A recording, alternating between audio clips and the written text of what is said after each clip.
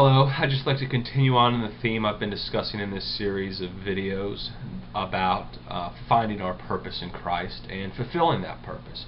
In previous videos we have talked about how our purpose is ultimately not to do things in the name of the Lord, but ultimately to become something for Him, to become individuals who look ultimately more and more like Jesus, to be conformed to the image of Christ according to Romans 8. And in fulfilling that purpose for which God has called us, we will ultimately be able to branch out and do the other things God has called us to do. But I think the accent of discovering our purpose in life and what God would have of us is ultimately to discover our purpose of what we are to be in Him before we talk about what we are to do for Him. Because if we take care of the first thing, then everything else will simply fall into place. And in John chapter 15 we read that Jesus is talking about a vine, and He talks about us as being branches upon that vine, the vine of course being Him. And He talks about how it is God's will for our life that we ultimately produce much fruit, and those branches that do not produce any fruit are cut down and taken away. But those that are producing fruit are pruned so that they may produce ultimately more fruit. And Jesus says that my Father, in John chapter 15, verse 8, my Father is glorified by this, that you bear much fruit, and so prove to be my disciples. If we want to talk about tangible things that we can see in our lives, we need to ultimately talk about fruit.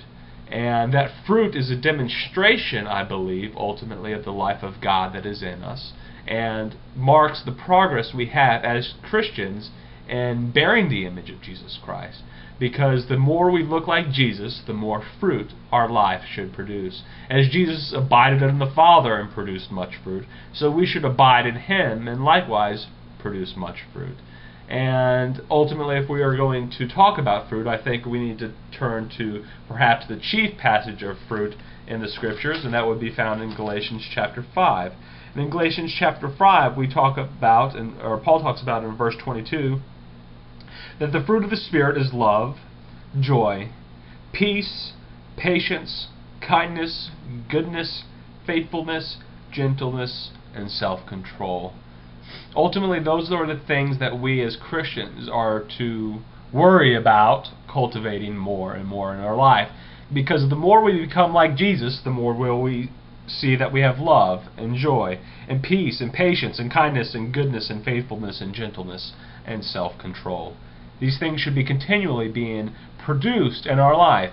And whatever is produced ultimately on a tree or a vine is something that can be seen by others. In fact, in Proverbs it says that the fruit of the righteous is a tree of life, and he who is wise wins souls.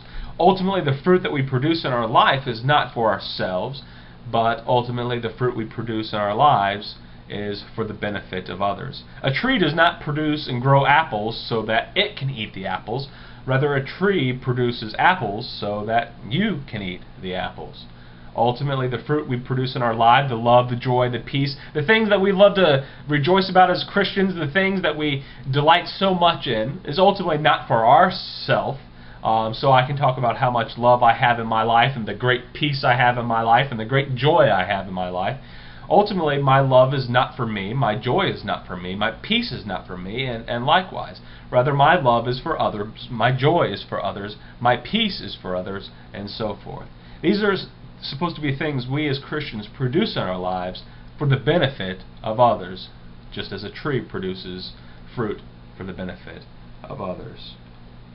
So if we are going to pursue our purpose in God and our purpose in Christ and being conformed to the image of His Son, as we have talked about in Romans 8, then we need to work on those things and abide in the vine, to live our life in the Spirit.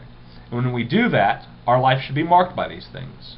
But when we have failed to abide in the vine, and when we fail to abide and live and walk in the Spirit, then there's a serious lack in our lives for these things.